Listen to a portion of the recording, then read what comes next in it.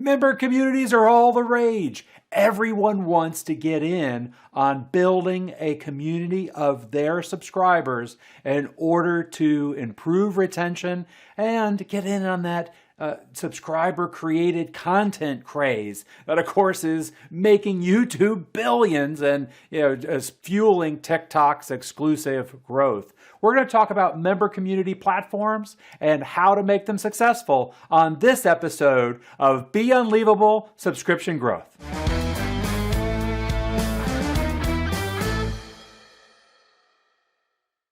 Welcome to Be Unleavable Subscription Growth. I'm your host, Robert Skrob.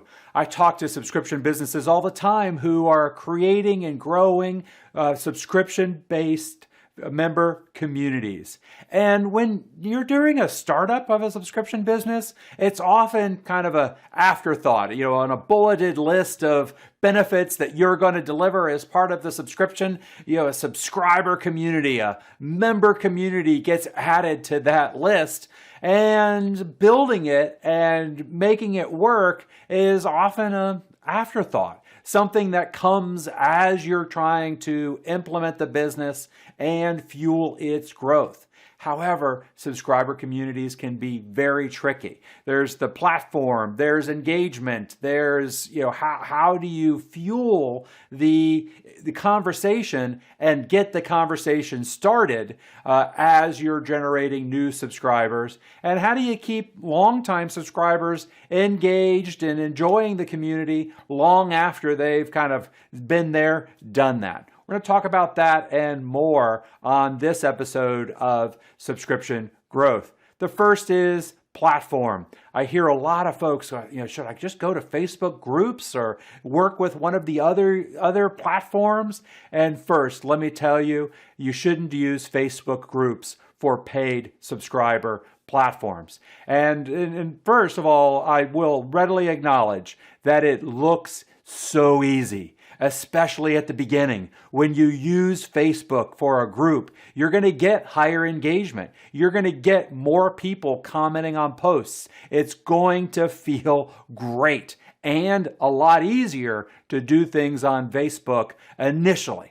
And the challenge is, it's easy enough to use Facebook as your community. You simply, as you're generating new subscribers, you provide the link and let folks subscribe. You approve them as they come in, and you move on. You got a way of notification built in because they're on most folks are on Facebook already, and it feels like success. Folks are engaged, folks are using the community, and I got to tell you that Facebook is initially and during startup is probably at least 10% the work as another program. What happens is in the months after that, that becomes a tremendous challenge. Facebook doesn't integrate with any type of billing system, and so as subscribers stop paying, you have to use a manual process in order to remove them from the group. Otherwise, there really isn't a benefit to being a paid subscriber if they can continue to participate in the community afterwards. And if it's a manual process, eventually at some point, the community grows to the point where you can't keep up with the churn of manually removing subscribers. And it just becomes essentially a free community that you pay to get in, and then you can stay forever, whether you are paying or not. The other thing is, looking at Facebook's algorithms, it appears that as members are in the community for a longer period of time, that your community's posts start ranking a lot lower in their notifications, and that other groups that they've joined rank higher, and that there is this kind of recency bias to the communities that they've joined, and that you start filtering down the list as your subscriber has been in the group longer.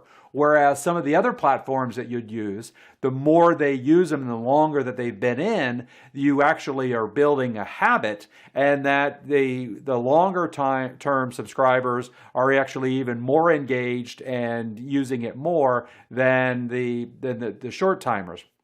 The other massive problem with Facebook is there's no threads or way of indexing groups of conversations. And so, and somebody comes in, the premise is that, oh, well, we'll have them search. We'll put that search bar. And so if they have a question, they'll simply search and they'll see what threads that, are relevant to their question. Frankly, that never frickin' happens. People don't search Facebook. They just post their question. And so what happens is this nonstop iteration of newbie questions. New members come in, they got their question, they ask it. And if you've been in the group for a couple of months, you'll have seen the same 3, 5, 7, 8, 9 questions over and over and over again. And it becomes boring. Longtime members are going to tune you out very soon because their notifications consist of the same question written in 18 different ways over and over again, and the conversation doesn't evolve at all. It's it's like the 51st Dates movie. It's the same day over and over again, and that's what your group becomes, is this repeated questions over and over.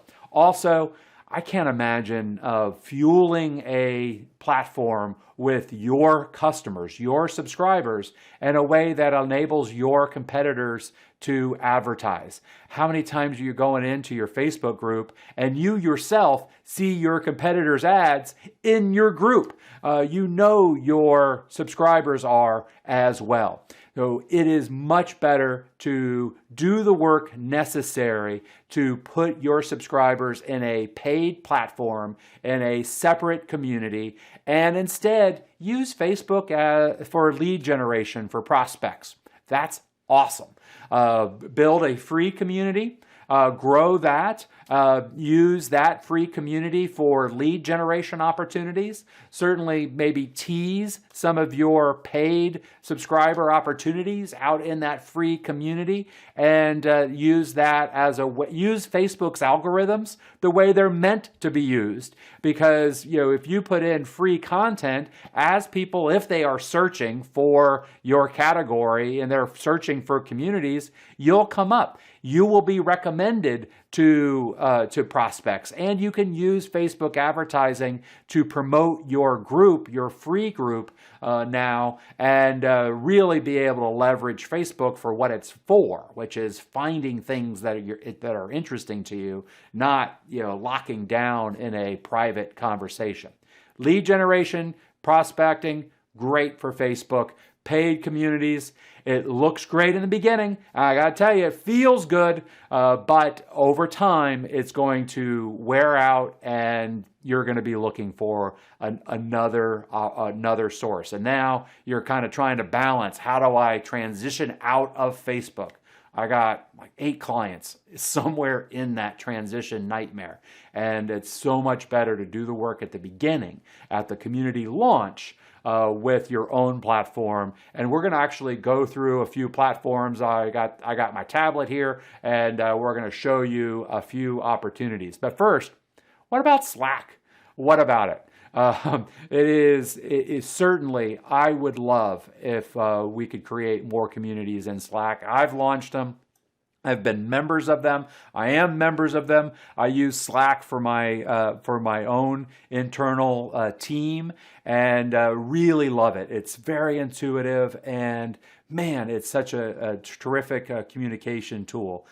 It is a challenge to get communities built on Slack. once you kind of have it going, it feels good. But man, getting non-Slack users on it, I have mapped this out and I have worked hard at communicating this. It's 14 different steps in order to get someone, on, taking a link to the Slack community, logging in, setting a password, downloading the app, getting the app working. It's terribly difficult for non-Slack users, and frankly, it's just not going to happen.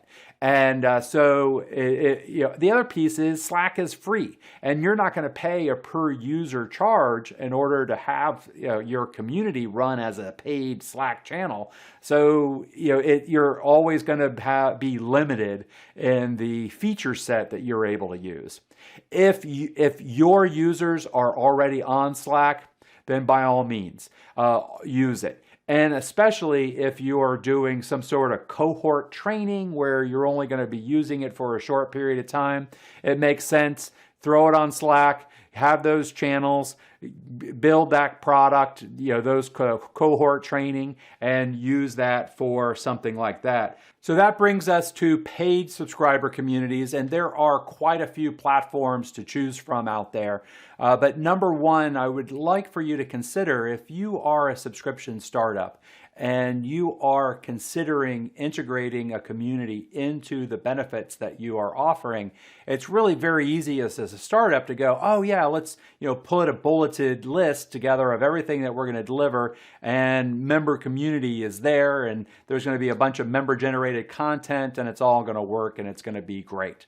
Well, it takes a lot of work to build a subscriber community. Essentially, you're building this kind of two-sided marketplace where you've got posters of content, and then you've got commenters, and then readers of content, and often they're not the same people. And you really need a critical mass of subscribers in order to make that work.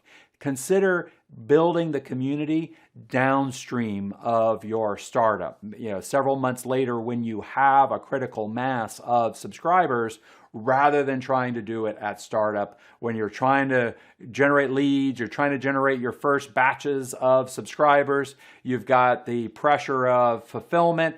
It's much better to go through that startup phase and integrate a community later when you've already got a critical mass of subscribers who want to connect with each other, rather than trying to do it as startup where you're starting up and you've got very few subscribers, there's not enough engagement, and instead your community is just kind of suffering there, languishing without enough attention and engagement. So, but with that, let's go into a few ideas to make communities work and be able to really benefit from that subscriber created content and the engagement that you get when you build a community that works well. Number one is notifications, and notify. The platforms really need to be able to notify your subscribers either by default or as part of the subscriber login process. They have the option of turning on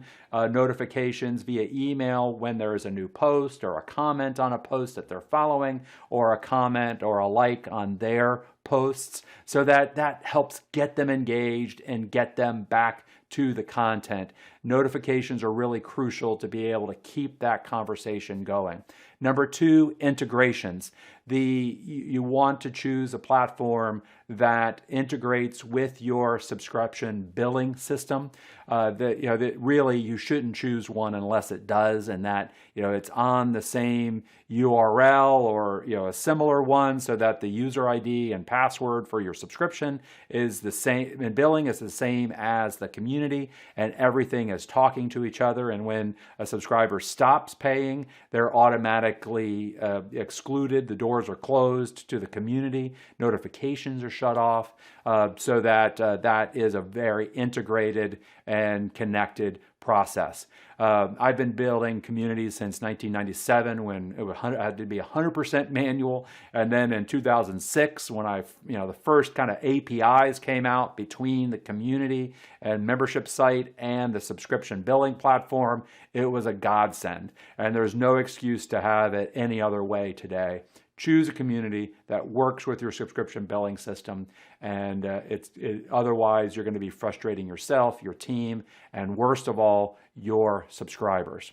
Next, moderate. It's a great idea and promise to have all this subscriber generated content, and that you're not going to have to be able to be out there creating and moderating. But if you've got a group of, let's say, 100 strangers that you're putting into a room, what are they going to do?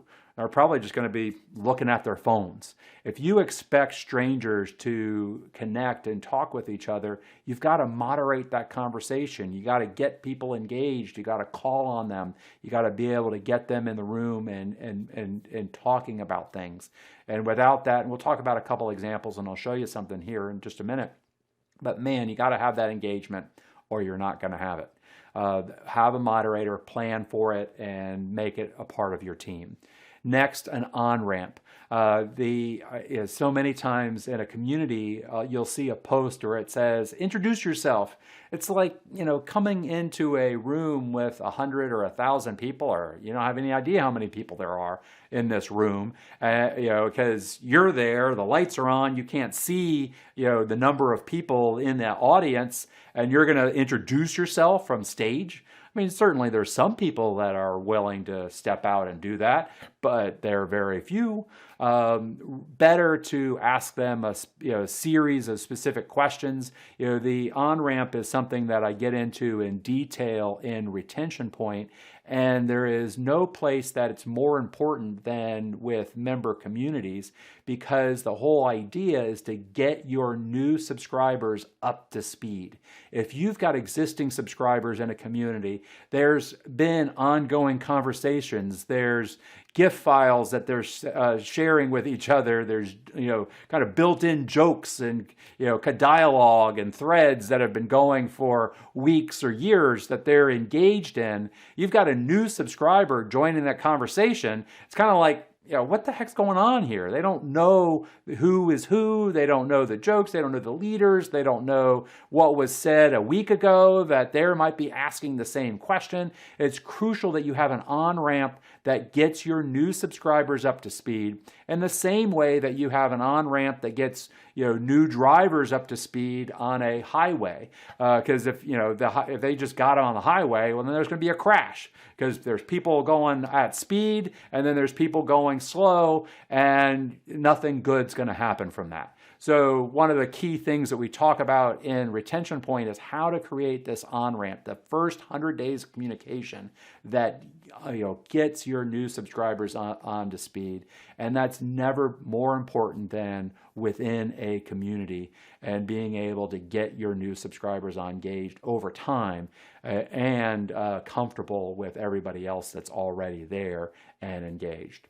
Next, there needs to be an app. In today's world, you can't rely on desktop in order to keep your subscribers engaged. If you want them to be talking to each other, they need the notifications on their phone. There's going to be no way to be able to compete with Facebook and the power that they have unless you have an app with your community. Only choose one that has an app that you can engage with. And next, curate. I'm going to show you an example in just a second. Consider a curated email briefing that goes out to your subscribers as to what is happening within your community. This is something that the Hustle Trends does real well, and I actually want to share it with you here. Here is an email that they curate and send on a weekly, bi-weekly basis of the conversations that are happening within the community.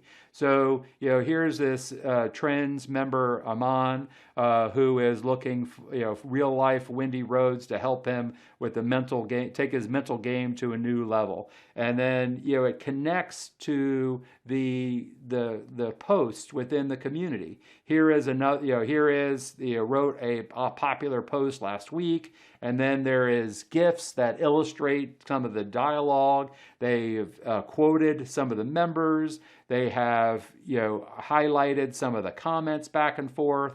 Here are some members that you can follow. Here is a review of a business scammers and dodgy gurus. He's on a mission to get them back. Two-person team, MVPs in exchange for equality. What they've done is they have pulled some of the brilliant comments and posts out of the community discussion and sent them out via email. Now, when you join Trends, you'll find that they are actually a community that's using Facebook groups, a private Facebook community, and there certainly is a lot of engagement and discussion there, and it works for them for now. Certainly if it works for you, you're willing to give it a try. I will tell you that there will be a time when you are trying to transition and it will become very, very painful. Getting into Drumeo, as I absolutely encourage you to check out my detailed teardown of Drumeo and their subscription sales and onboarding and engagement. But here is their community, and certainly worth checking out. They've got a number of great posts here and a lot of engagements. There is certainly a moderator or multiple moderators that are involved in the community. This looks like a simple plugin, maybe a WordPress plugin that's built into their site in order to deliver their platform. Here is a platform on Circle by Insights. This is by Stacked Marketer, and they produce these reports, these deep dive reports that are well worth checking out. Circle is nice. Here's an example of one of their deep dives here. And one of the things that I like about Circle is how beautiful it is. It really, particularly Stacked Marketer's implementation, really looks great. Very clean, simple. The thing that it seems strange to me is the comments are not already enlarged. You gotta click on them in order to read the comments in order to see what's going on there. It's a little slow in order to get engaged into the comments.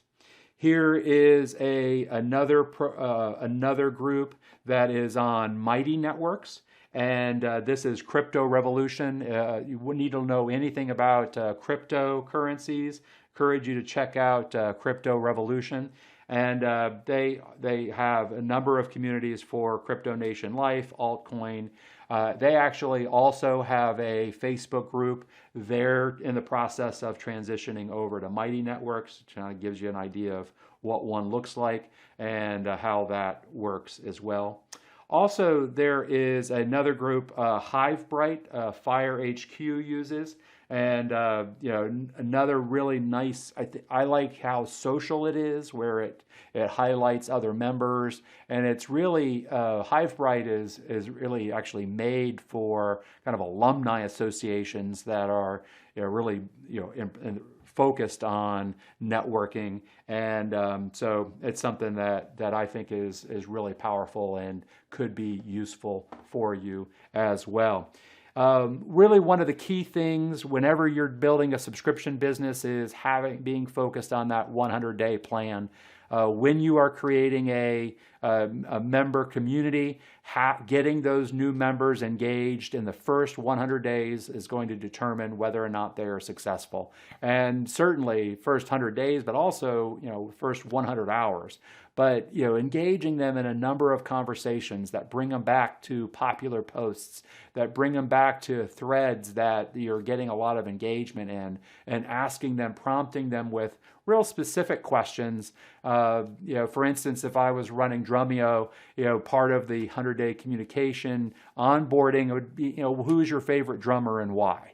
And having them communicate those very specific things. If they're a drummer, they're going to have a favorite drummer, right? Or if not, the next question will be, what's your favorite brand of drums and why? And using those real specific questions over time in order to get subscribers engaged. And again, the whole idea is to get them up to speed. If you like more information about creating your own 100-day plan, I've got a free video and some information at memberonramp.com. I really focus on the 3 proven keys that can grow your subscription revenue by 400% or more. If you've gotten some useful information out of this video, please like the video, subscribe to the channel, press the bell to be alerted as new videos are posted. And hey, if you've got any comments, questions, objections, or corrections, feel free to post them in the comments. I look forward to hearing from you, and I can't wait to see you on the next episode of Be Unleavable Subscription Growth.